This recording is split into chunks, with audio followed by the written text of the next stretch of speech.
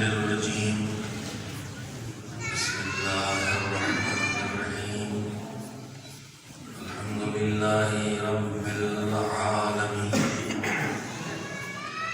والعاقبة للمتقين والجنة للمؤمنين عليهم السلام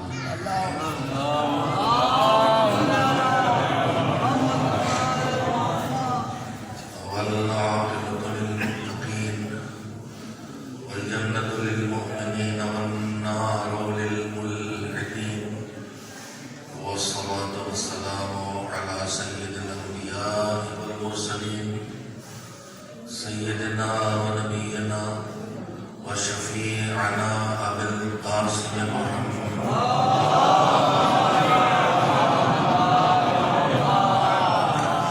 وآل الطيبين الطاهرين المعصومين المظلومين واللعنة الدائمة الباقية على أعدائهم أجمعين من الآن إلى يوم الدين أما بعد فقد قال الله سبحانه وتعالى في كتابه المبين وهو أصدق الصادقين وقوله الحق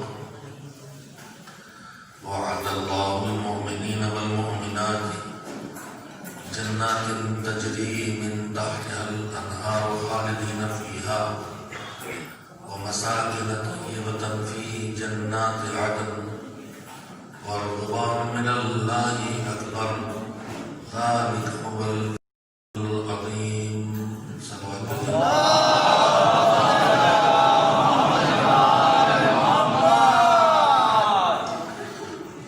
گزارش ہے کہ ایک بار سورہ حمد اور 3 بار سورہ توحید کی تلاوت فرماتے ہیں اور خصوصاً مہدی حسین حسن مہدی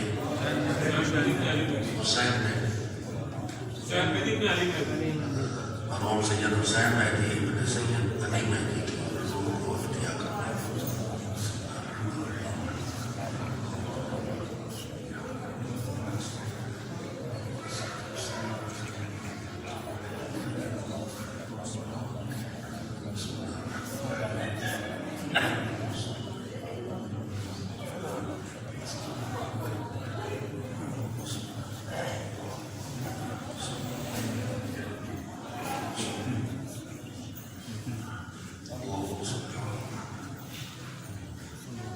صلوات اللہ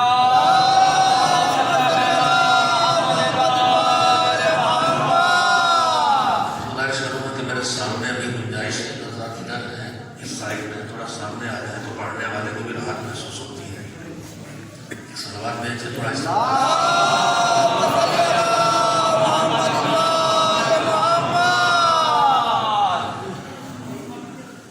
مجلس ایصال ثواب کے لیے اور ایصال ثواب کے لیے جو کچھ بھی کیا جاتا ہے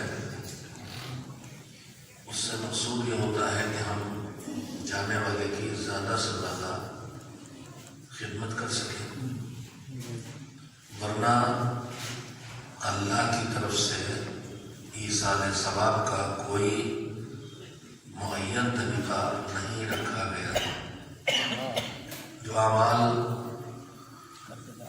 ہمیں اور آپ کو انجام دینے کا حکم زندگی بھر دیا گیا ہے جن نیکیوں کے کرنے کا، چاہے وہ واجبات ہوں چاہے وہ مستحبات ہوں، آپ ان پر نظر ڈالیں گے تو ان کی 2 قسمیں محسوس ہوں گی. ایک وہ جن کو کرنے کا حکم اللہ دیتا ہے اور اس کا طریقہ بھی معین کر دیتا ہے. نماز پڑھو صبح کی تو کیسے پڑھو یہ بھی بتا دیتا ہے. حج کرو تو کیسے کرو یہ بھی بتا دیتا ہے. لیکن کم ہیں ایسے اعمال جن میں اللہ حکم دینے کے ساتھ اس کا طریقہ بھی معین کر دے. زیادہ تر اعمال جو ہم انجام دیتے ہیں اور اللہ نے حکم دیتا ہے وہاں اس کا کوئی خاص طریقہ معین نہیں کرتا،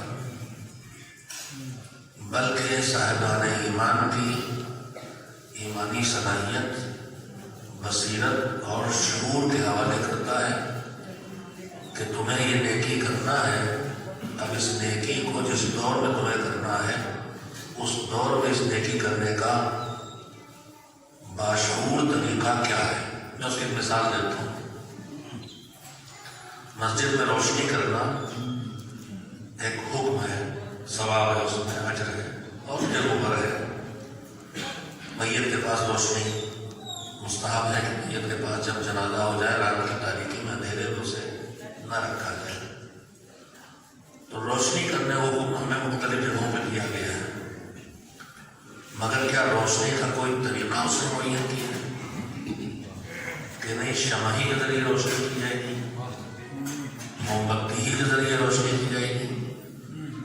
اس نے موم بتی یا شمع کو نہیں بنایا روشنی کا ذریعہ، اس نے کہا بس روشنی کرنا ہے۔ جس دور میں روشنی کا ذریعہ موم بتی ہے، موم بتی جلانا مستحب ہوگا، اور جس دور میں روشنی کا ذریعہ بلب ہے اس پر بلب جلانا مستحب ہوگا، موم بتی جلانا حماقت ہوگا۔ یہ اگلے جملے میں واپس آئی ہے، اور خالی حماقت نہیں ہوگا، کہیں کہیں حرام بھی ہو سکتا ہے۔ میں موم بتی جلا کے جب امام باڑے میں فرنیچر خراب کروں، تار کالا کروں، مسجد گندی کروں، تو یہ وہ تصرف ہے جو آیا تھا ثواب لینے، واپس جاؤں گا گناہگار ہوگا۔ اس لیے کہ طریقہ اللہ نے معین نہیں کیا تھا، اور طریقہ شعور کے ساتھ۔ جائز نہیں ہے کہ میں فضول کام کس کو کہتے ہیں؟ دو چیزیں اسلام نے حرام کی ہیں، ایک تو ڈیمیج کرنا، مجھے کسی چیز کو ڈیمیج کرنے کی کوئی اجازت نہیں ہے۔ جو چیزیں سب پر واجب الاحترام ہیں، ایک دوسرے کی، مومن کی، مسلم کی، انسان کی، ان کی فہرستیں ہیں۔ یہ نہیں کہ اگر کوئی مومن نہیں ہے تو اس کی کوئی چیز میرے لیے محترم نہیں ہے، یہ نہیں کہ اگر کوئی مسلم نہیں ہے تو اس کی کوئی چیز میرے لیے محترم نہیں ہے۔ اس کے بعد بھی بہت کچھ ہے جس کے لیے میرے اوپر احترام واجب ہے۔ جن چیزوں کا احترام ہمارے اوپر لازم ہے ان میں سے ایک ہے مال مومن، ایک ہے دین مومن، ایک ہے عزت و نفس مومن۔ ہم آپ ان چیزوں کو سوچتے بھی نہیں ہیں کہ جب مسجد سے چپل اتار کے آئے ہیں یہ مال مومن ہے کہ نہیں ہے۔ ہم رونتے کچلتے ہوئے آتے ہیں اور کبھی نہیں سوچتے کہ حرام ہو رہا ہے۔ جائز نہیں ہے کہ میں دوسرے کے چپلوں پہ پیر رکھ کے اپنی جوتیوں سے روکتا ہوا یا پیروں سے روکتا ہوا آؤں، سوائے اس صورت کے کہ مجھے یقین ہو کہ جس کی چپل میں کچل رہا ہوں وہ راضی ہے۔ اگر آپ کو اس کا اطمینان ہے کہ آپ اسے روک ڈالیں اور پامالے صبح انسان کر دیں، چپلیں بالکل اسی حال میں ملتی ہیں کہ پامالے صبح اسما کی بجائے مجھے پامالے صبح انسان لگتا ہے۔ یہ وہ معاملات ہیں جو اسلام نے لیے رکھے اور ہم نے انہیں سمجھے ہی نہیں کہ دین ہم سے یہ بھی کہہ رہا ہے۔ تو میں بات ایسا کر رہا تھا کہ طریقہ اللہ کی طرف سے کبھی معین ہوتا اور کبھی معین نہیں ہوتا۔ جہاں طریقہ معین ہے وہاں ہم ہاتھ نہیں لگا سکتے، جیسے ہے ویسے کرنا ہے، لیکن جہاں طریقہ معین نہیں ہے وہاں اسی کام کو دور اور زمانے بدلنے کے ساتھ ساتھ شکلیں بدلتی رہیں گی۔ ایصال ثواب کا پورا طریقہ کہیں معین نہیں ہے۔ جتنی شکلیں اس وقت ایصال ثواب کی رائج ہیں یہ ہمارے بزرگوں نے اپنے اس دور کے حالات کے تحت اختیار کی تھی۔ اس کا یہ مطلب نہیں کہ ہم انہیں کے پابند ہو جائیں۔ جو کچھ بزرگ کرتے آئے تھے جیسے وہی کرتے آئے، ایسا کوئی حکم شریعت میں نہیں ہے۔ جب اللہ طریقہ معین کرتا ہے تو وہ معین کرتا ہے جو انسان بدلے، دور بدلے، زمانہ بدلے، اس طریقے کو بدلنے کی ضرورت نہ پڑے، جیسے نماز کا طریقہ۔ لیکن جب اللہ طریقہ نہیں معین کرتا ہے تو ہمیں آزادی دیتا ہے کہ جب دور بدلے گا تو شکل بدلے گی، جب دور بدلے گا تو طریقے کو بدلنا پڑے گا۔ اگر وہ روشنی کو موم بتی سے جوڑ دیتا تو ہماری کتنی پریشانی ہوگی، لیکن اس نے ہمیں آزاد چھوڑا مگر شعور کے ساتھ حکم دیا۔ تو میرے عزیزوں، طریقہ جب معین کرنا ہماری ذمہ داری ہو تو وہاں ہمیں یہ دیکھنا چاہیے کہ جب ہمارے ہاتھ کھلے تو ان کھلے ہاتھوں سے ہم کیا کریں. دو طرح کے کام ہوتے ہیں. ایک پھر میں وہی دو طرح کے کام ہوتے ہیں. ایک جن کا طریقہ معین، ایک طریقہ معین نہیں ہے. اسی طرح سے دو طرح کے کام ہوتے ہیں. ایک وہ کہ جس عمل کو انجام دیتے ہی اس پہ جو اجر و ثواب ملنا ہے وہ مل گیا اور حساب بند. تلاوت ہم نے کی، 1 گھنٹے میں 1 پارہ پڑھ ڈالا کسی صورت ریگ کے، اور پڑھ کیسے ڈالا؟ علامہ جوادی علامہ محمد سناتے تھے کربلا میں بہت سے لکھنوی بس گئے ہیں پرانے، بہت سے ہندوستانی بسے ان میں لکھنوی بہت ہے. تو وہ ایک لکھنوی تھے جو اپنے دروازے بیٹھ کے قرآن پڑھتے تھے. پڑوس میں عراقی تھا. اس عراق کے عراقی کی بیوی بھی اس کو تلاوت میں سنتی تھی. تو ایک دن اس کا بچہ اسے ستا رہا تھا تو اس نے کہا کہ بس اب قابو میں آ جاؤ، ورنہ جیسے یہ لکھنوی قرآن کی ہڈیاں توڑتا تو تمہاری ہڈیاں توڑ ڈالوں گا. تو ہم لوگ جو تلاوت کرتے ہیں جب کوئی واقعہ سنے جو عرب ہے تو یہی محسوس کرے گا کہ ہم ہڈیاں توڑ رہے ہیں، اور ہڈیاں نہیں توڑتے، ایک ایسی غلطیاں کرتے نادر الوجود کہ بالکل تصور سے باہر ہوتی ہے اور معنی ایک دم الٹ جاتا ہے. تلاوت کی چھوٹی سی غلطی سے معنی بدلنے کی مثالیں آپ سنتے آئے ہوں گے. صلوات جو ہم آپ بھیجتے ہیں اس میں صلی صاد سے ہے، سین سے نہیں ہے. صلی نہیں ہے، صلی ہے. صلی بھی نہیں ہے جو ہمارے یہاں ہوٹ کھول کی جاتے ہیں. ساتھ میں ساتھ کی آواز نکالنے میں ہونٹوں کا کوئی رشتہ نہیں. زبان کی نوک دانتوں سے لگے گی، سیدھی سیدھی سیدھی، یہ سب سیدھی بول رہا ہوں، ایسی آواز نکلے گی ہے سین. اور جب میں کہوں گا صلاۃ تو میں نے زبان پھیلائی ناک کے پھن کی طرح تالو سے چپکائی، ہونٹ گول نہیں کیے، یہ ہو جائے گا سات. سلی سین سے ہوتا ہے تلوار کھینچ.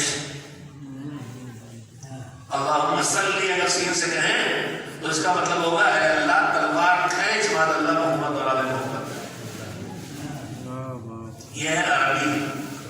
خیر بات نکلے گی تو اصل بات رہ جائے گی. تو عیسیٰ علیہ السلام کا طریقہ اللہ نے معین نہیں کیا. تو بار بار کہہ رہا ہوں، نہ سیبوں کا دن اس نے معین کیا، نہ 40ویں کا، نہ دہم، نہ پنجم. یہ سب ہمارے بزرگوں نے کہ کوئی ٹائم ٹیبل بنا لے تاکہ کچھ تو ہو جائے. اور پھر انہوں نے سیبوں کو امام حسین کی تدفین کے دن سے نکالا شاید، اور 40ویں ماہ کے 40ویں سے نکالا. ورنہ شریعت میں کوئی ایسا حکم نہیں ہے کہ 40ویں دن ضرور عیسیٰ علیہ السلام. شریعت میں تو یہ ہے کہ جب جو جتنا ہو سکے کرتے رہو. وقت کا انتظار نہیں. گاڑی چلا رہے یاد آ گیا وقت انتقال ہوگا، کچھ نہیں کر سکتے، صلواتی کا سب ثواب نے بھیج دیا. اب یہی مجلس سے بیٹھے بیٹھے صلوات کا ثواب بھیج سکتے ہیں.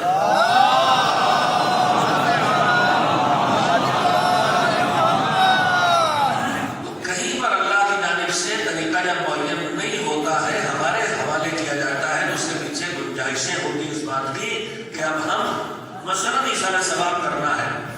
تو ایک طریقہ وہ ہے کہ کیا اور ثواب ختم. تلاوت قرآن کی ثواب ختم ہو گیا، سورے پڑھے ثواب ختم ہو گیا. ایک اعمال کی دنیا میں ایک عمل وہ ہوتا ہے کہ عمل ختم لیکن ثواب جاری ہو.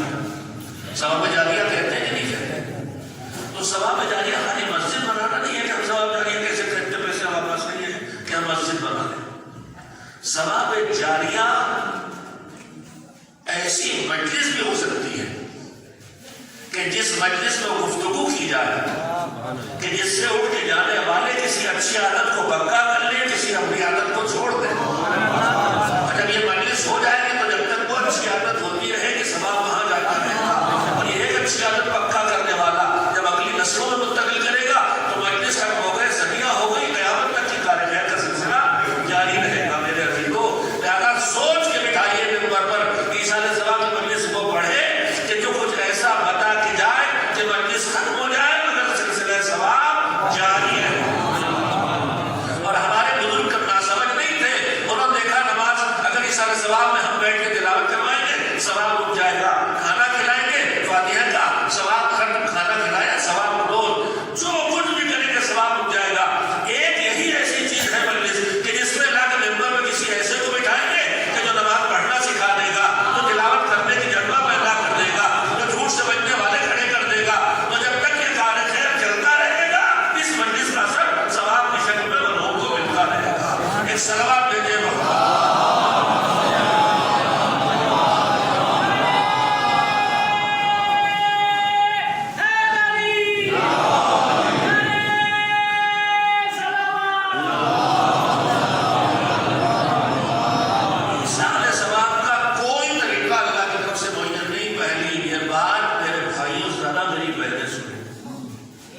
جتنی شرطیں لگاتی ہیں، کھانا رکھو اور فاتحہ پڑھو اور اس کے بعد رک جاؤ اگربتی جلے اور رک جاؤ ابھی موم بتی جل جائے اور رک جاؤ ابھی اس میں دوپٹہ ڈال دے اور ہٹا دے اور ڈبہ کھول دے تو نظر ہو جائے، یہ سب ہمارے یہاں ہو رہا ہے، یہ سب اسلام سے اس کا کوئی رشتہ نہیں۔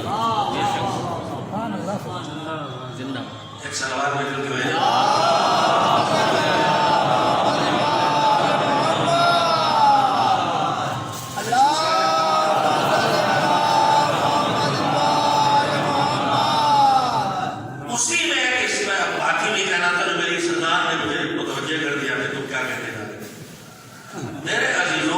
جب عیسیٰ علیہ السلام کا کوئی طریقہ اللہ کی طرف سے معین نہیں ہے، ہمارے اختیار میں ہے، تو ہمیں محنت کرنا چاہیے اس سوچ پر کہ ایسا کیا عیسیٰ علیہ السلام کے لیے کرے جس سے زیادہ سے زیادہ فائدہ پہنچے۔ ابھی جو کہ ہمارے نبی صلی اللہ علیہ وسلم کا نام لے رہے ہیں، جو تلاوت قرآن ہے، دعاؤں کی تلاوت ہونے لگی ہے، اس کا جواب بھی ہے پہلا، اور اس کے بعد جو فاتحہ خاص ہوتا ہے، فاتحہ جو بھی کیفیت ہے، یہ بھی کوئی شریعت کی طرف سے معین طریقہ نہیں ہے۔ ہمارے بزرگوں نے دو چیزوں کو کیسے جوڑا میں نہیں جانتا، ایک ہے سوروں کو تلاوت کر کے اور ان کو ہدیہ کرنا، اور دوسرے کھانا کسی ضرورت مند تک پہنچانا، یہ دو الگ کام ہے۔ یہ کہاں سے آیا ہے کہ کھانا سامنے رکھ کے کھڑے ہو کر تلاوت کرے، میں نہیں جانتا، سوائے اس کے کہ تصور ہو جس نے کام کرایا ہو کہ سورہ ہم سورہ شفا ہے، تو سورہ شفا کی تلاوت کر کے کسی چیز پر اگر اسے کھلایا جائے تو وہ شاید بارشت سے میں نہیں جانتا، لیکن یہ کیفیت مجھے معلوم ہے، بہت بڑے ہنگامے والی بات میں کہہ رہا ہوں، لیکن میں علماء کرام میں تشریف فرما ہے، میں نے گواہ نہیں بنا رہا، ان کو بھی دعوت فکر دے رہا ہوں۔ ممبر پہ میں وہ کام ہرگز نہیں کرتا کہ چار لوگ اگر بیٹھے ہیں تو ان کا نام لے لے تو بیچاروں کو پھنسایا جائے کہ ہم کہہ رہے ہیں اس کی تعریف کر رہے ہیں، وہ شرافت میں بیٹھے ہیں کہ غلط پڑھ رہے ہو مگر ٹوک نہیں سکتا اس لیے کہ مجلس میں ممبر بیٹھے، میں اس کا حق نہیں ہوں جو آج کل چل رہا ہے، جو غلط سلط پڑھنا چار لوگوں کا نام لو اب پڑھ دو، وہ شرافت جو بیٹھے ہیں اور کوڑ رہے ہیں کہ میری تصدیق کرائی جا رہی ہے، اور بیچ میں بولے ہنگامہ شروع ہو جائے تو کہیں ممبر کا احترام نہیں، ارے ممبر کا احترام غلط باتیں پڑھ رہا ہے یا ممبر کا احترام وہ نہیں کر رہا ہے، جو ممبر پہ غلط باتوں پہ ٹوک رہا ہے، جو غلط باتوں پہ ٹوک رہا ہے وہ تو احترام ممبر کا کام ہے، یہ جو غلط باتیں پڑھ رہا ہے یہ احترام ممبر نہیں کر رہا، اور جیسے ہی غلط باتیں پڑھتا ویسے ممبر نہیں جاتا، تکنیاں ہوتی نہیں جاتا۔ آپ کو پھر جملہ کڑوا لگا ہوگا، اگر اس ممبر سے جن کا ممبر ہے ان کی بات نہ کہی جائے تو یہ ممبر نہیں رہ جاتا، لکڑیوں کا ڈھانچہ رہ جاتا۔ میں جملہ اپنی طرف سے نہیں کہہ رہا ہوں، شام کے دربار میں جب یزید کے خطیب نے ہنگامہ شروع کیا تھا تو سید سجاد نے چاہا تھا کہ وہ بھی تقریر، تو جن لفظوں میں پوچھا نے کیا کہا تھا، اے امیر اگر تو اجازت دے تو میں بھی ان لکڑیوں پہ جا کے اپنی بات کہوں۔ بنے ہوئے ممبر کے ڈھانچے پہ خطیب ممبر غلط پیغام دے رہا تھا تو امام نے کہا یہ ممبر نہیں ہے، یہ لکڑیاں ہیں، اور اگر ممبر کی بات کہیں اور سے کہی جائے تو چاہے وہ غدیر میں چاہے بالا میں شبت کا ڈھیر کیوں نہ ہو تو ممبر کہلانے لائق ہو جاتا ہے۔ ایک سلوات میں دے رہا ہوں،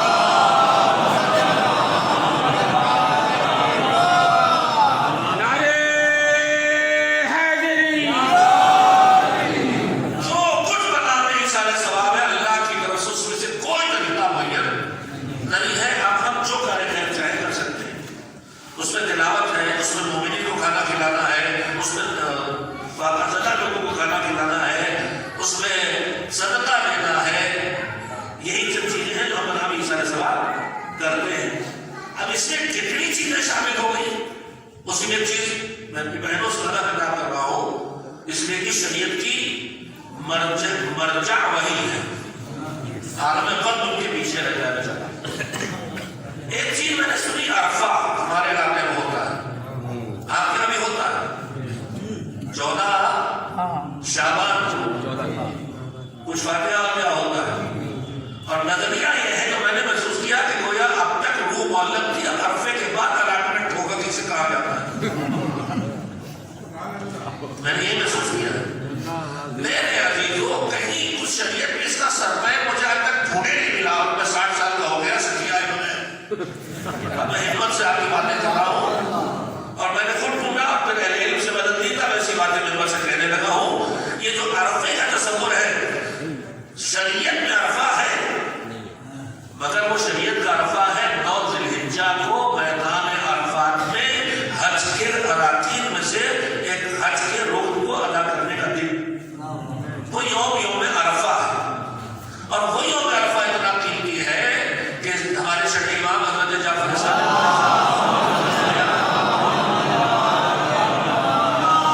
شب قدر کی قیمت بھی محسوس کرنا، شب روز عرفہ کی بھی، کہ اگر کوئی ماہ مبارک میں اپنے گناہوں کی بخشش نہ کرا سکے تو اس کے لیے بنتی ہے شب قدر، اور شب قدر کی قیمت پہچانو۔ فرمایا کہ شب قدر، اچھا شب قدر میں کہیں جانا سکتے ہیں آپ کے لیے، کس ٹھکانے پہ ہو، اس گاؤں میں ہو، بستی میں ہو، نجف میں ہو، کربلا میں ہو، اچھا ہے، لیکن آپ چاہے جہاں ہو شب قدر آپ کو ملتی ہے، چاہے آپ کو فرشتہ میں محض میں بیٹھے ہو، جہاں آپ کے علاوہ کوئی نہیں، مگر رات میں شب قدر ہے، یہ بھی اللہ کا کرم ہے۔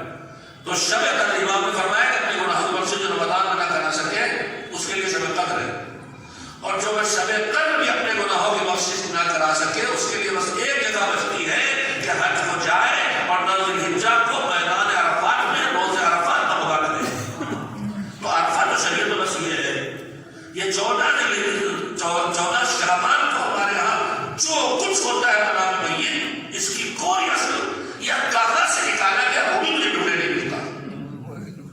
تو میں اپنی بہنوں سے بتانا چاہتا ہوں کہ شریعت ایجاد نہ کیجیے، اس شریعت میں عمل کیجیے جو شریعت آپ کو شریعت نے دی ہے، اس میں کوئی عمل مخصوص اللہ نے کیا ہی نہیں۔ آپ جب چاہیں ایسا ثواب کریں، 14 تاریخ کرنا چاہیے کریں، لیکن یہ سمجھ کے نہ کریں کہ آج اللہ کی طرف سے حکم ہے۔ کار خیر کو اپنی ہمیں آزادی دی گئی، اس لیے ہم کر رہے ہیں، اس نیت سے کرنا ہے وہ سنت، اور وہی اچھا کام اگر اس طرح کرنے کو نہیں کہا گیا، اس خاص عمل کو اس خاص جگہ اس خاص وقت میں اسے اس خاص وقت اور خاص جگہ میں باندھ کے کرنا، یہی سے بدعت بن جاتا ہے۔ ہاں آپ سمجھے فرق سنت اور بدعت کا؟ 2 رکعت نماز پڑھنا ہمیشہ سنت ہے کہ نہیں؟ مستحب سنت ہے، جب چاہے پڑھیں۔ ماہ مبارک رمضان میں نمازیں سنت ہے، راتوں میں نہیں ہے، ہمارے یہاں بھی ہے، وفاقی میں جا کے پڑھیے، ہر رات کی نمازیں مستحب و سنت ہے۔ یہ مستحب و سنت نماز اللہ نے رکھی ہے بغیر جماعت کے۔ اب اسی کو جیسے ہی ہم جماعت سے جوڑیں گے، تراویح بنتے ہی ہے، یہ سنت نہیں رہ گئی، بدعت ہو گئی۔ تو چاہے اس کی شکل و صورت کتنی اچھی کیوں نہ ہو عمل کی، اگر اللہ نے اس کو وہی شکل و صورت نہیں دی اور ہم اسے شریعت کی بنائی ہوئی شکل و صورت کا سمجھ کریں تو وہ بدعت ہو جاتی ہے، سنت نہیں رہ جاتی۔ اس چیز کو بہت زیادہ محسوس کریں، اس لیے ہمارے مذہب میں بہت سی چیزیں اللہ کی طرف سے معین نہیں کی گئی ہیں، اور ہم انہیں یہی سمجھ کے کرتے ہیں کہ جیسے اللہ نے یہ طریقہ ہمارے لیے معین کیا ہے۔ اس فرق کو سمجھیں اچھی طرح سے، اور ابھی شاید میری بات اتنی واضح نہیں ہوئی، کوشش کروں کہ اور واضح ہو جائے۔ تو طریقہ جہاں معین نہیں ہے اور جہاں معین ہے وہاں بھی دونوں میں ایک فرق اور ہے، کچھ میں اعمال رک جاتے ہیں اور اثر خیر باقی رہتا ہے، اور کچھ میں اعمال بھی رک جاتے ہیں اور اثر خیر بھی ختم ہو جاتا ہے۔ میں آپ سے کہنا کیا چاہتا ہوں، ابھی ہمارے یہاں اشارہ ثواب کرنے سے جو ہو رہی ہے سرموم اور 40ویں، اب اس کے بعد وہ 10واں 20واں وغیرہ بھی ہونے لگا۔ میں پھر بتاتا ہوں کہ سرموم 40واں یہ سب کوئی شریعت سے معین نہیں ہے۔ جب آپ کا جی چاہے تب مجلس اشارہ ثواب کریں، جب آپ کا جی چاہے تب اشارہ ثواب کریں، جیسے جی چاہے کوئی بھی کار خیر کرے، خالی ایک صلوات پڑھ کے اشارہ ثواب کرتے ہو جائے، خالی ایک سبحان اللہ کہتے ہیں، ثواب اللہ کی کسی بات پہ احساس عظمت کر کے ایک سبحان اللہ کہتے ہیں اشارہ ثواب کرے ہو جائے گا۔ انتہائی آسان رکھا شریعت نے، طریقے معین اسی لیے نہیں کرتا تاکہ شریعت آسان رہے، ہم اس سے رسموں میں باندھتے جاتے ہیں۔ اچھا رسم و رواج کی مصیبت، اور میں آپ کو سنا نہیں اکثر پڑھتا رہتا ہوں، شاید 1-2 بار جو ہے اس سے بات نہیں ہو کہ جو رسم و رواج کے خلاف ہم لوگ بولتے تو کہا جاتا ہے صاحب کوئی اچھا کام ہو رہا ہونے نہیں،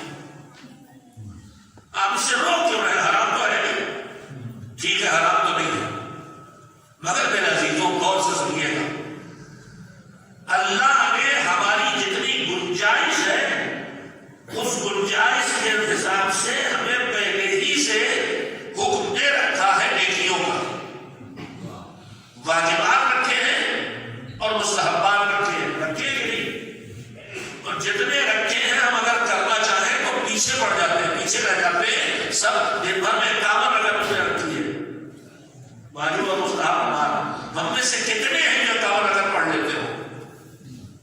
کتنے ہیں جنہوں نے ابھی تک زندگی میں ایک بار بھی 51 رکعت نماز پڑھی؟ تو مستحبات اس نے رکھے ہیں اور اچھے رکھ دیے ہیں کہ انسان جو پوری طاقت اپنی لگا دے تو کر پائے، بھرپور رکھ دیے اس نے۔ اب جو یہ بھرپور مستحبات رکھ دیے ہیں تو ان نیکیوں کے بیچ میں اگر رسم و رواج بھی اگر بڑھائے جائیں تو کیا ہوگا؟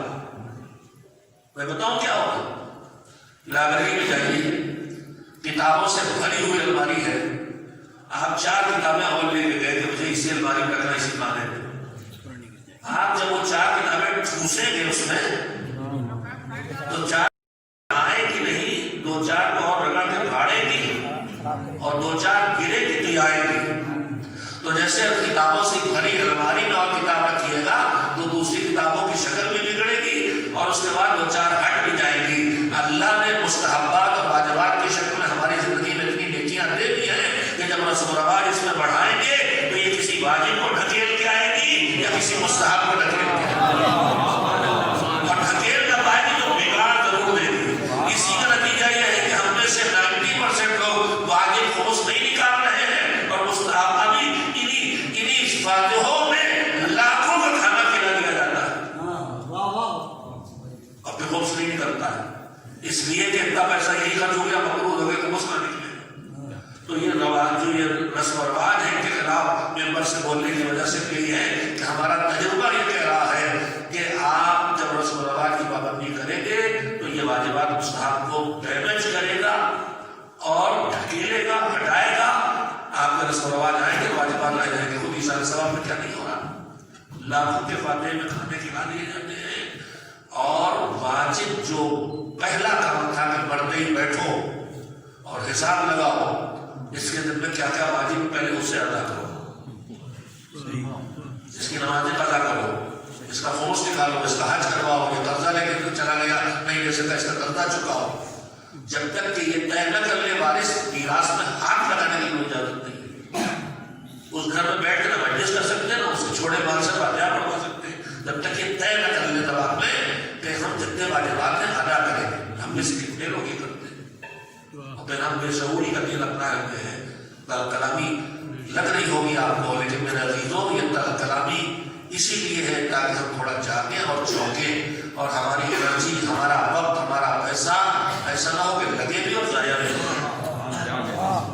لاکھوں صرف آپ ولیمے کا نام فاتحے میں کھلا دیں، ہزاروں کا کھانا، 50,000 70,000 80,000 کا کھانا نہیں کھلایا جاتا آج کل۔ 500 آدمی نے کھانا کھایا تو پھر سمجھیے کتنے کو ہوگا، کتنی ہلکا سا نہ ہو۔ اور ہم نہیں کرتے تو کیا نہیں کرتے، اسی کے واجبات ادا نہیں کرتے۔ میں اس کی مثال دیتا ہوں کہ اگر میرے باپ بیمار، مجھے پتا چلا کہ ان کے شدید درد اٹھا ہے سینے میں، شاید ہارٹ پیشنٹ میں، ہارٹ اٹیک ہو یا ہو سکتا ہے السر ہو شدید، ہاسپٹل میں ایڈمٹ ہو گئے۔ میں چلا باپ کو دیکھنے کے لیے دوڑ کے، لیکن سوچا کہ ابا کو مجھے بریانی فلاں کی بہت پسند ہے، ادھر سے گزر رہے، چلو بریانی لے چلتے، ابا کو بہت پسند۔ ہم آنے کے پہنچے نہیں، ابا فلاں کی بریانی میں لے کے آ گیا۔ ابا کہتے احمد میں درد سے تڑپ رہا ہوں، بریانی کھاؤں گا پہلے یا پہلے میرے درد کا علاج کرا؟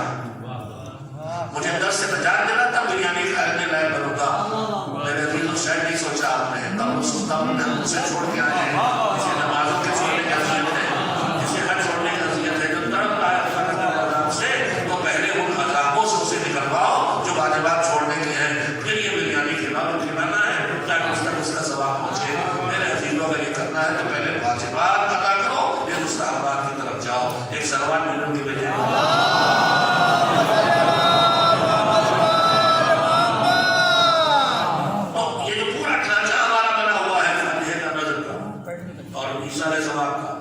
یہ شریعت کا بنایا نہیں، ہمارے بزرگوں نے ان چیزوں کو دھیرے دھیرے الگ الگ اوقات میں اپنایا ہے، جس سے ہم نے شریعت کا پہلے سمجھ لیا، اور پھر نہ جانے کہاں کہاں سے قانون آ گئے کہ 3 چاند نہ گزرنے پائے۔ 40ویں کی مجلس ہے، 40واں ہو رہی 11 دن میں ہے، 40واں ہو رہی ہے 21 دن میں، کیوں بھائی؟ اور 3 چاند ہو جائے گا، 3 چاند آگے بہت ہی پہلے۔ ارے اللہ نے کہا ہے کہ ہم کسی کو اٹھاتے تو کسی کو دیکھتے، 3 چاند گزر گئے، پیٹ بھرا ہے، گھر میں 3 اچھے بچے پیدا ہو گئے، انشاءاللہ یہ سوچو، یہ 3 چاند گزر گئے۔ میری بہنیں سنیں، یہ ساری شریعت سے کوئی रस्म और रवाज है, और ये हमारे पड़ोस के कल्चर से सलवार कुर्ते की वजह। तो एक बात मैं क्लियर करना चाहता हूं, जो कुछ हम कर रहे हैं उनमें से कुछ अक्सर चीजें जो अपनी जगह मुस्तहब है, लेकिन उनका इसी मौके पर किया जाना कोई जरूरी है। उसमें एक और है, फातिहा पढ़ने के लिए खड़े हुए पकड़ के ले जाके फातिहा चल पढ़ देते, हालांकि यहाँ पढ़े जब खाने के सामने बैठ खड़े हुए कोई फर्क नहीं पड़ता। वो खाना इस वादे से जुड़ नहीं रहा, दो अलग अलग हमारे कह रहे हैं। एक हमारा खैर है मोमिन को खाना खिलाना या गरीब मोमिन को खिलाना। अच्छा ना तो फातिहा में अलग अलग रखा जाता है, हम देखते ही समझ जाते हैं, तो हल्का वाला समझ होता है, जो भारी वाला फातिहा का दावे तो सारे मोहब्बत से हिम्मा के खाने खैर करने चलते हैं, तो 20% कटौती अम्मा क्या करते, अब्बा वाला बाप बढ़ा देते, अब तो देखते ही समझ जाते हैं हल्का वाला। अभी बताएंगे समझ गए पहले। अच्छा फिर उसमें भी अच्छा मैं क्या क्या बताऊं आपसे, ये क्या रखा है कि हमारे अब्बा को हुक्का बहुत पसंद था, तो हुक्का मिला वो भी रखा हुआ बना पेट के यूं रखे। अरे आप जिसको दोगे जाके उसका ख्याल करो, उसे क्या पसंद है, ताकि वो खुद उसके दिल में खुशी दाखिल करने का सवाब तुम्हारे पास मुंह तक पहुंचे। इनको क्या पसंद है रसगुल्ला, उनको नहीं मिलने वाला। जिसको लेने जा रहे हो अगर वो शुगर का मरीज गरीब आदमी है तो उसे वो ले जाके दो जिसे खा सके रसगुल्ला। तुम्हारे अब्बा को पसंद था, जरूरी नहीं उसको पसंद हो। इस कदर हमारे यहाँ बेशुमारी आ गई है कि अल्लाह की बना तो फातिहा के नाम पर जो कुछ होता है उसमें जो कुछ रखा। अभी हम खड़े खड़े रुकिए क्या हुआ, क्या वो बताना है कि इतने कुरान पढ़ेंगे, इतने दुआएं पढ़ी गई, चटपट बीवी की कहानियां। हम आपसे अर्ज करें, मिजाज शरीयत पहचानिए। मिजाज शरीयत नेकी करके फैलाना है कि छुपाना है? बोलिए, फैलाना है ना? अच्छा नहीं, नेकी फैलाने का नहीं करा, नेकी करके अपनी नेकी का बखान करना, ये अपनी नेकी छुपाना। मतलब कहता है, मुहावरा है, नेकी कर कुएं में डाल, यानी किसी को पता ना चले, वो निकाल कर रहेगा। तुम कुएं में डालो, सात समंदर के अंदर बदला लो, ऊपर लाएगा फैलाएगा, तुम छुपा वो फैलाएगा। नेकी करके फैलाना नहीं है, शर्त है कि लिल्लाहियत और इखलास। रवायत के लिए कोई आदमी कोई अच्छी नेकी करता है, कोई नेकी करता है तो अल्लाह 10 सवाब उस पर देता है। अब जो 10 सवाब मिलते हैं कम से कम 10 मिलते हैं, वरना ये पहली है जहां से शुरू होता है 1 के 10। अब जो 1 का 10 मिला मिनिमम क्वालिटी वाली, वहां गए 10। 100 रुपए चंदा देके आए थे मदरसे का, कहने आज हमने 100 रुपए दिए, जैसे कि 100 दिए अल्लाह कहता है 10 का 3 कर दो। नहीं एकदम से डिलीट नहीं करता, बहुत मोहलत देता है। एक बार अपनी नेकी का जिक्र करता है तो अल्लाह कहता है 10 अजर के बजाय 3 अजर कर दो। अब दूसरी बात फिर जिक्र करता है, आज हमने 100 रुपए दिए, बस अल्लाह कहता है 3 को 1 कर दो। और जब अपनी नेकी को तीसरी मर्तबा लोगों के दरमियान बयान करता है, अक्सर लोग मिलते हैं, ये फकीर का बनवाया हुआ है और ये मस्जिद फकीर की, इस फकीर को अगर हकीर समझते तो उससे न बताते, खाली अल्लाह से बताते। ये पहला के अपना आदत खत्म करते चले जाते। ये जो बखान करने की हमारी आदत है अपने गाँव के जमाने में, ये बखान करने की आदत अपनी बेटियों की तबाह करती चली जा रही है। और इस बखान करने की लेटेस्ट तरीके का नाम है सेल्फी।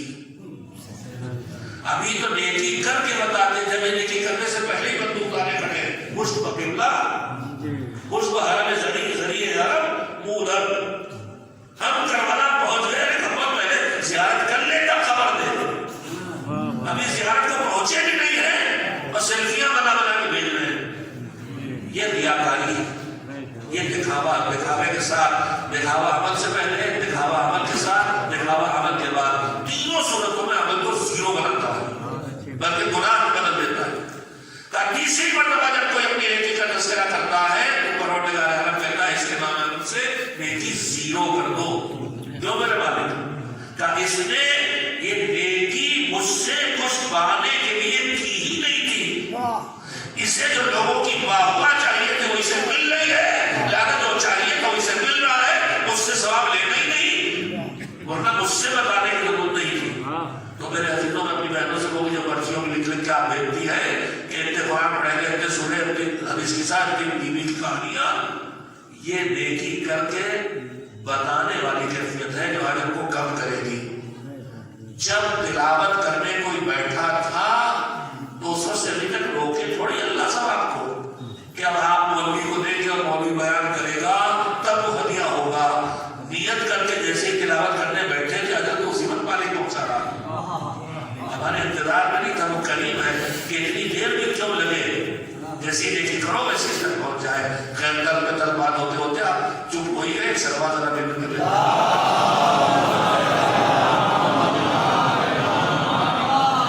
میں اسی سارے سوال کے ڈھانچے کے سلسلے میں بات جو بھی لگتی کیسے کہوں کہنا چاہتا ہوں میرے عزیزوں، وہ یہ ہے کہ سب سے پہلے تو یاد رکھیے کہ واجبات مرحوم ادا کریں. ہم جو کرتے کریں اس سے منع نہیں کرتا، سب کارے کریں.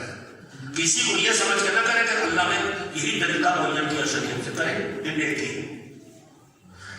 دوسری بات، پہلی بات یہ ہے کہ واجبات ادا کریں.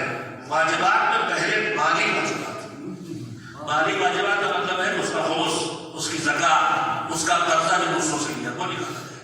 پھر بدنی واجبات یعنی اس کی نماز کی کریں یا پیسہ دے کے کروائیں. یہ سب کر لینے کے بعد اب باری آتی ہے سارے ثواب کی. آپ مجلس کریں، فاتحہ کریں، سبوت کریں، کھانا کھلائیں، کھانا سادہ کھلائیں، کھانا رنگین کھلائیں، جو آپ کرنی چاہے کریں، لیکن یہ خیال رہے کہ کھانا کھلانے میں بھی اظہار شان و شوکت کے لیے نہ ہو، اور وہ بھی اسراف نہ ہو کہ اپنی حیثیت سے زیادہ کیا جا رہا ہو. وہ بھی تبذیر نہ ہو کہ اتنا پکوانے کے پھینکا جائے، تب تو بنے کا ثواب، ورنہ ثواب بننے سے زیادہ عذاب بن کے واپس آنے والا ہے. بے شعور کی تاریخ اللہ کو پسند نہیں ہے. دو مشکلیں ہیں اس پر ہمارا سماج اس سے دوچار ہے. ایک بے دینی سے دوچار ہے کہ دین رکھنا ہی نہیں، نمازی نہیں پڑھ رہے، روزہ ہی نہیں رکھ رہے، مجالس سے تعلق نہیں، عبادت سے تعلق نہیں، یہ ہے بے دینی. اور ایک دشمن بڑا چالاک، اس نے کہا سب بے دین نہیں بنتے، ان سے فرشتہ نہیں چھوٹے گا، یہ کار خیر نہیں چھوڑے گی، نمازیں نہیں چھوڑے گی. تو اس نے کہا ٹھیک ہے دیندار بن کے بھی دیندار نہ رہنے دو. اس لیے اس نے بے شعور دینداری بھر دی ہمارے بیچ میں. بے شعور دینداری کا مطلب یہ ہے کہ ہم دین سمجھ کے کریں اور وہ دین کا حکم نہ ہو جس کی میں مسلسل مثالیں دے رہا ہوں. یہ پورے شمار جگہ مسجد میں جا کے تاپوں کو سیاہ کر کے گندا کرنا، یہ سب بے شعور دینداری ہے. سہرے کے اپنی شادی کرنے اللہ میں گھر جا کے سہرا باندھ کے آنا، اس کا تو بے شعور دینداری میں نہیں، کیا کہو احمقانہ دینداری. بلبلے تاپ کو چڑھا کے آنا. ہمارے رات میں کوئی رات آتی ہے جو اللہ میاں کو کھلانے کے لیے وہاں تاپ پہ بلبلے چڑھائے جاتے ہیں. ہم لڑکے لگے رہتے تھے بلبلے چڑھے چلو اللہ میاں کے نائب. آپ کیا کچھ ہوتا ہے؟ ایسا نہیں ہوتا. مسجد میں بٹھائی جاتی ہے. کیا ہے کوئی رشتہ اس کا ہے؟ یہ رشتہ خالی کا ہے. یہ چالاک پیروں نے سب سکھایا تھا پیٹ بھرنے کے لیے. یہ چالاک پیر چالیک پنڈتوں سے سیکھ کے آئے. چالاک پنڈتوں کی جان چالاک پیروں سے آئی اور چالاک پیروں سے آپ تک آ گئے. آپ ہوشیار ہو کے دین پہ عمل کیجیے. بے شعور دینداری پر ٹھوکریں کھانے کے علاوہ کوئی نصیب ہونے والا. ایک سلوات میں نے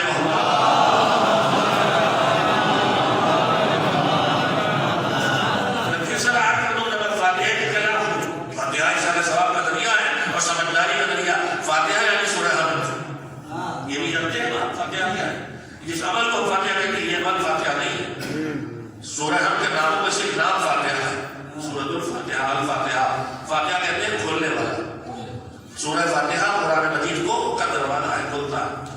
اور اس کو ہم نے کیوں اپنا رکھا ہے؟ یہ بھی کہیں شوق نہیں ہے کہ یہی والا سورہ پڑھو، بلکہ عیسیٰ علیہ السلام کے لیے جو روایات والی ہوئی ہے قبر پہ جا کے پڑھو تو اس میں آیا قبر پہ ہاتھ رکھ کے 7 بار انا انزلنا پڑھو. وہاں بھی بے شعور دینداری دکھائی دیتی ہے. روایت ہے کہ جب تک نشان قبر رہیں گے، نشان انگشت قبر میں رہیں گے، اس وقت تک اس پر رحمت نازل ہوگی. 7 بار انا انزلنا پڑھنے کا حق ہے. حکم ہے انگلیاں قبر پر رکھ کے گڑو کے تاکہ نشان آ جائے. 7 جگہ کا حکم نہیں ہے. ہم نے جگہ انگلی رکھی، گڑویا اور اس کے بعد 7 بار انا انزلنا پڑھا. حکم یہ ہے لوگ 7 جگہ جیسے ڈاکٹر سے سینہ دیکھتے ہیں نا، اور میں بھی دیکھتا ہوں کہ انا انزلنا پڑھ کیسے لیا پٹ ٹپ پٹ ٹپ. میں نہیں سمجھ پاتا کہ سر بہت سے سورہ پڑھتے ہیں اتنا انزلنا وجہ اتنا آتا ہے. کیا پڑھتے ہو؟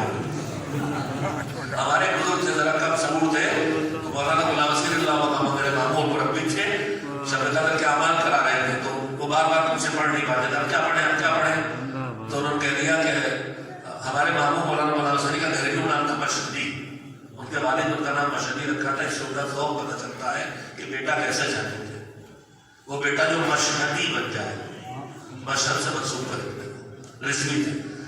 تو آئے کہ مشہدی اب کیا پڑھیں، تو ان کا نازلہ پڑھی 1000 بار. وہ 1 گھنٹے بھر کے سے بھی کم میں واپس آ گئے، غلام مشہدی پڑھ لیا، بتاؤ کیا پڑھیں. کہا 1000 بار نازلہ پڑھ لی. کہ نام پڑھ لی کیسے، کہتے تسبیح لی، پڑھنا شروع کیا نازلہ پڑھ لی. تو یہ خبر ہم دیتے ہیں پٹ پٹ پٹ پٹ، جیسے نماز آپ نے دیکھی ہوگی، بعض نمازیوں کی کھٹ پٹ کھٹ، ڈیجیٹل نماز. میرے لڑکے سنے، اب جو ڈیجیٹل نماز ہے میرے بزرگ بھی سنے. لڑکے تو کوئی نماز ڈیجیٹل پڑھتے ہیں، ہمارے بزرگوں کو سینے کھڑے ہونے بڑی تکلیف ہے، رکوع سے سینے کھڑے ہوتے بھی نہیں. جو ٹکنے مار نماز ہے، ایسی نماز کربلا مدینے میں مسجد میں پڑھ رہے تھے، کوئی صاحب پیغمبر نے دیکھا، فرمایا نقرہ کا نقر البرا، ایسے کھونے مار رہا ہے جیسے کبا چونچ مارتا ہے. پیغمبر نے تشریح دی ہے کہ نقرہ کا نقر البرا لو ماتا علی غیر دین محمد. اگر ایسی نماز پڑھتے کوئی مر گیا تو دین محمد پہ نہیں مرے گا. میں خالی مجھ سے پوچھوں گا کہ ایسی پڑھتے مرے تو دین محمد پہ نہیں مرے گا، تو جو نہ پڑھ کے مرے وہ مرے گا. اور جو نمازوں کا مذاق اڑا کے مرے اس کی موت کون سی موت. تو خیر مستحبات میں تو یہ ہے کہ سورہ انا انزلنا 7 بار، پہلی بار تکفیر میں مستحب ہے اور بعد میں بھی حکم ہے، بعد میں اور حکم بھی ہے دوسرے روایت. لیکن اس میں بھی سورہ حمد اور سورہ اللہ کو قبر پہ جا کر پڑھنے کا کوئی حکم نہیں ہے. پھر ہم نے فاتحہ کی شکل کیوں اپنایا، اس لیے 114 سورے ہیں، ان میں ان دونوں سوروں کی تلاوت کا جو شرف وہ کہیں اور نہیں دکھائی دیتا. میں اپنے نوجوانوں کے معلومات کے لیے عرض کر رہا ہوں، سورہ حمد کی 1 بار تلاوت کا وہی اجر و ثواب ہے جو پورے قرآن کے تلاوت کا ثواب ہے، اور سورہ توحید کو 1 بار پڑھنے میں وہی ثواب ہے جو 1/3 قرآن کے پڑھنے میں ثواب ہے. تو جب 3 بار سورہ توحید پڑھتے ہیں تو وہ 1 قرآن کے برابر ہو جاتا ہے، اور جب 1 بار سورہ حمد پڑھتے ہیں تو 1 قرآن کے برابر ہو جاتا ہے. یہ دونوں چیزیں ہمارے بزرگوں نے جوڑی ہیں. سمجھداری تھی کہ کم وقت میں زیادہ ثواب کیسے پہنچایا جائے، ورنہ یہ بھی کوئی فاتحہ کی کوئی خاص کیفیت شریعت کی طرف سے وارد نہیں ہوئی. بس میں وقت ختم ہو گیا، میں نے جو آیت پڑھی تھی اس کا ترجمہ پڑھ کے، اور جو آخری بات جو سنا نا کہنے کے لیے آیا تھا سارے ثواب کے سلسلے میں جب کوئی خاص طریقہ معین نہیں ہے تو چھوٹا سا اضافہ اور اصلاح کرنا ہے. پہلے آیت کا ترجمہ سن لیجیے. اللہ کہتا ہے کہ وعد اللہ المؤمنین والمؤمنات جنات تجری من تحتها الانہار خالدین فیہا. اللہ کا وعدہ ہے ہر مومن مرد سے اور ہر مومنہ خاتون سے، اگر وہ ایمان کے ساتھ اٹھے اور موت ایمان پہ آئی. یہ ایک چیپٹر ہے گفتگو کا کہ ایمان پہ جینا اور ہے، ایمان پہ مرنا اور ہے. اور ایمان پہ مرنا سب سے مشکل کام ہے، اس میں شیطان آخری حملہ اسی وقت کرتا ہے. مرنے کے لیے ہدایات دی گئی ہیں، کون سے اعمال ہیں جو آدمی انجام دے تو ایمان پہ موت آئے، اور کون سے گناہ ہیں جن کو کرے گا تو ایمان پہ موت نہ آئے. اس میں ڈر ہے. دعائیں بتائی گئی ہیں، مفادی میں دعائیں عادلہ ہے، وہ اسی لیے ہے صرف کہ آدمی ایمان پہ مرے. ائمہ تحریر نے ہمیں حکم دیا ہے، معصومین کے حکم پر ہمارے علماء نے عمل کیا ہے کہ اپنا ایک عقیدہ ذہن میں سوچو، توحید، رسالت، امامت، عدالت، قیامت، اس میں نبینے سوچو، اور پھر اللہ سے کہو کہ پروردگار میں نے اپنی امانت ہی تیرے پاس رکھی، اور جب مجھے اس کی ضرورت پڑے تو مجھے واپس کر دیجیے. اور وہ وقت موت ہے. دوسرا شیطان چھینے گا، کہیں عدالت کا انکار کرا دے گا کہ ارے ہم کو اس طرح امانت کے مار ڈالا، وہ بچے لاوارث ہو رہے ہیں، کھانے کو نہیں ہے. عدالت کا انکار کر رہا ہو، کبھی رحمانیت کا کبھی توحید کا، ایمان چھینتا ہے. لیکن اگر ایمان ہے تو اللہ کہتا ہے پھر تمہیں ہم جنت دیں گے جس کی زمین میں نہریں جاری ہوتی، اور صرف جنت نہیں دیں گے، جنت کی اعلیٰ کوالٹی والی جگہ جو جنت جاتے ہیں اس پر رہنے کے بعد ایمانے دیں گے. مگر اس کے بعد پروردگار عالم پھر کہتا ہے وہ بسا کر طیبۃ جنات عدن. دیکھو جنت پانے کے لائق بن جانے پر ناز نہ کرنا اور اسے اپنی آخری کامیابی نہ سمجھ بیٹھنا. اب آپ ابھی کہاں ہیں؟ یا تو نیکیاں کر رہے ہیں دنیا میں کچھ پانے کے لیے، روزی، اولاد، صحت، ان چیزوں کے لیے، یا آخرت میں جنت کے لیے، اس سے آگے نہیں سنتے. لیکن پروردگار عالم کہتا ہے کہ وَرِضْوَانٌ مِّنَ اللَّهِ أَکبر. جنت کے لائق اگر تو بہت زیادہ ناز نہ کرنا کہ آخر چیز کا پانی. رضوان من اللہ اکبر، اللہ کی رضا سب سے بڑی چیز ہے. اللہ کی جزا سے بھی اللہ کی رضا بڑی چیز ہے. وذالک هو الفوز العظیم. جزا پانے کے لائق بن گئے تو بڑی کامیابی نہیں ہے، اللہ کی رضا پانے کے لائق بنو گے تو بڑی کامیابی ہے. اور آپ سے بہتر کون سمجھ پائے گا اس بات کو کہ جزا پانے والا جنت جانے لائق بنتا ہے، لیکن رضا پانے والا جنت جاتا بھی ہے، لے بھی جاتا ہے. ایک سوال میرے محمد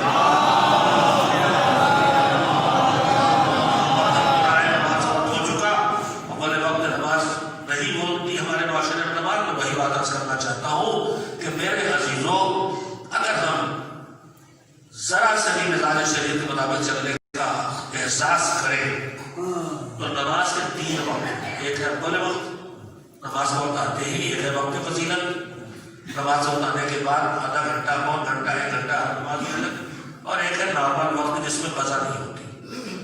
میرے بچپن تک ہماری قوم بالکل ڈوبتے سورج کے وقت نماز پڑھتی تھی.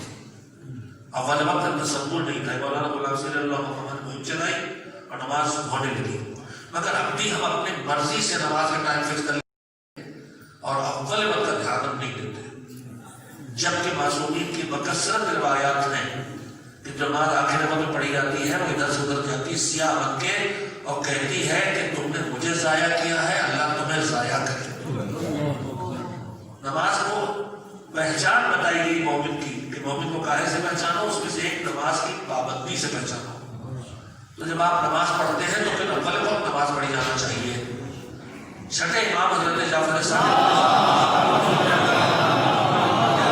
ہے، آپ کی شہادت کے بعد آپ کی زوجہ محترمہ صاحب امام کی والدہ کو خدمت میں تعزیت کے لیے کچھ اصحاب آئے، تو اس میں جناب ابو بصیر یا جناب والد نے تقلید جو بھی ہوا تشریف لائے، تو انہوں نے کہا کہ تمہارے امام کی ایک عجیب و غریب بات ہے، میں تمہیں سنانا چاہتی ہوں. کہا وہ کیا؟ کہ جب ان کی زندگی کے بالکل آخری لمحات تھے اور دنیا سے رخصت ہو رہے تھے تو انہوں نے اپنے پورے گلبے والوں کو جمع کیا کہ سب کو بلاؤ، چھوٹا بڑا بچہ بوڑھا مرد عورت، اور سارے خادم بلاؤ، سارے غلام اور سارے کنیز بلاؤ.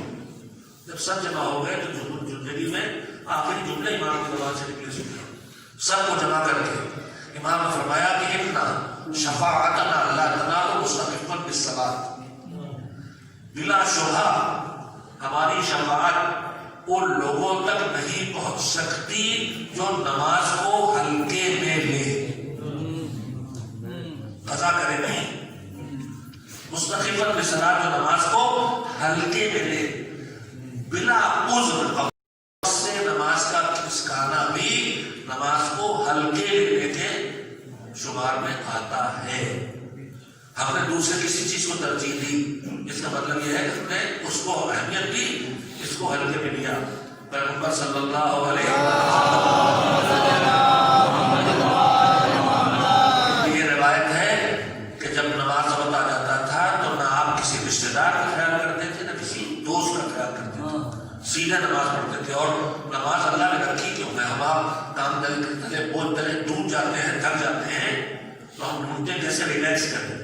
حضور بھی انتہائی ذمہ داریاں اور ایسے ساتھی اور احباب جن سے ہر وقت تنگ کیے جا رہے ہیں، گھر کے اندر سے گھر کے باہر تک تنگ ہو رہے ہیں، تو جب نماز وقت آتا تھا تو حضور یہ نہیں کہتے تھے کہ بلال اذان کہو، حضور کہتے تھے ارحمنی یا بلال، بلال ذرا مجھے راحت دو. یعنی جب تم اذان کہو گے نماز پڑھیں گے تو دنیا کے کاموں کا بوجھ کم ہو جائے گا، راحت مل جائے گی. تو میرے عزیزوں، اول وقت نماز میں پڑھنا چاہیے. ان سے بات نہیں کرنا جو نماز نہیں پڑھتے، ان کی بحث الگ ہے. جو پڑھتے ہیں اسے کرنا چاہتا ہوں، ہم سمجھتے ہیں کوئی غلط کام نہیں ہوگا. اول وقت کی پابند نہیں ہونا چاہیے. وقت نماز ہمارے اوقات بھی بدلے، کبھی عادت نہیں عبادت ہوتی. اگر ایک ہی بجے پڑھیں گے تو عادت ہو رہی ہے، عبادت نہیں ہو رہی. اگر 11:55 میں جس دن 11:55 پڑھیں گے تو عبادت ہوگی. ہمارے یہاں ایسا ہوتا ہے، آپ کو 1 بجے اذان دینے کا حق کس نے دیا؟ اول وقت اذان ہونا چاہیے. بس اس کے بعد آپ نماز پڑھنا پڑھیے، لیکن مذہب کو بدنام نہیں ہونا چاہیے. ہم ان باتوں کی طرف متوجہ نہیں. بس میں اپنی بات کو کہوں میرے عزیزوں، اب جو 40 کی مجالس کر رہے ہیں اس میں ہم صبح نہیں آ پاتے. ہماری عادتیں بگڑی ہیں کہ کیا ہوا مجھ سے کوئی بحث ہوئی. 11 بجے سے پہلے جب نہیں پہنچ پاتے یا مجلس نہیں شروع کر پاتے، اور مجلس میں سوزوان بھی ہے، وسیع خان بھی ہے، پیشوانی بھی ہے، خطابت بھی ہے، कम से कम 2 घंटे तो लगता है, 2 से 2.5 घंटे लगता है। तो अगर हम 11 बजे शुरू करें, जब नहीं कर पाते उससे पहले, तो 11 से 2 घंटे का मतलब 1 बजे तक। अभी हम कोशिश कर रहे हैं कि 1 बजे पहले खत्म हो जाए। 1 बजे रात होती तो हमें थोड़ा सबको मिलकर कंपेक्ट करना पड़ा। अगर यही वर्ष आप हसन साहब पूरा मुकम्मल पढ़ते, आप और शौरा में पढ़ते जो होता है तो मतलब 2.5-3 घंटे लिख जाती।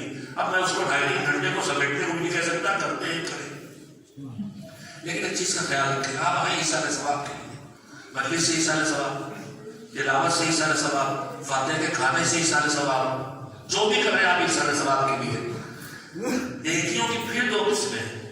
एक किस्म है कि सवाब महदूद होता है, और एक किस्म ये है कि सवाब लामहदूद हो जाता है।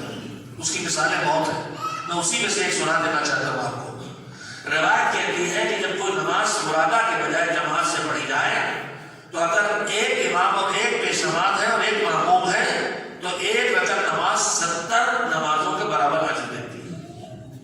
आपने सुना ही होगा जमात में 2 हो जाए तो कितनी 7,000 मसलन, 3 नमाजी हो जाए मसलन 70,000, ऐसा बढ़ता है। और फिर रवायत कहती है कि जब 10 नमाजी खड़े हो जाए किसी जमात में, तो अब इतना अजर सवाब देगा अल्लाह कि अगर सारे अंदर रोशनाई बना दिए जाए और सारी लकड़ियों के कलम बना दिए जाए और सारे पत्तों और छालों को कागज बना दिया जाए और सारे इंसानों चिपपिल के इसका फजल सवाब लिखे, तब भी इस 10 नमाजियों पर मुश्तमिल जमात का सवाब नहीं लिख सकते। अभी मजलिस के बालों का बोलना चाहिए अल्लाह फातिहा पढ़ लीजिए, होता नहीं, जमात भी हो रही, फातिहा भी हो रहा, बस जमात होती नहीं। अक्सर देखो यहाँ तो देखा मैंने जमात होती ही नमाज होती ही नहीं, फातिहा हो रहा। आप फातिहा पढ़ने जो सवाब पहुंचाएंगे, जितने लोग पढ़ेंगे उतने 2-2 कुरान हुए ना, और जो खाना भेजा उसका भी लिमिटेड सवाब है। लेकिन अगर 10 नमाजी खड़े हो गए तो नमाज आप पे वाजिब है, जमात आप पे वाजिब नहीं, मुस्तहब है। और मुस्तहब का अजर आप किसी को दे सकते हैं। तो अगर इन नमाजियों ने जो मजलिस में आए हैं अव्वल वक्त जमात से नमाज पढ़ ली और ये ईसाले सवाब कर दिया, तो ये अनलिमिटेड सवाब वाला अमल होगा जो मुंतकिल होगा। अगर अल्लाह की तरफ से कोई ढांचा नहीं मिला है तो हम क्यों ना अपने इसी अमल में शामिल कर लें कि हमने 11 बजे मजलिस शुरू की, अव्वल वक्त नमाज का वक्त हुआ तो हमने पहले से वुजू करके बैठे हम या वुजू का इंतजाम कर रखा है, वही मजलिस में फरशादा पर वही मुसल्ला बिछा, वही नमाज जमात काम हुई और वही फौरन फिर मजलिस शुरू हो गई। मेरे अजीजों, अगर इसको भी हम ईसाले सवाब का हिस्सा बना लें तो जितना कुछ ईसाले सवाब कर रहे हैं सब गिनती के सवाब वाला है, और ये वो ईसाले सवाब होगा जो अनगिनत हो जाएगा।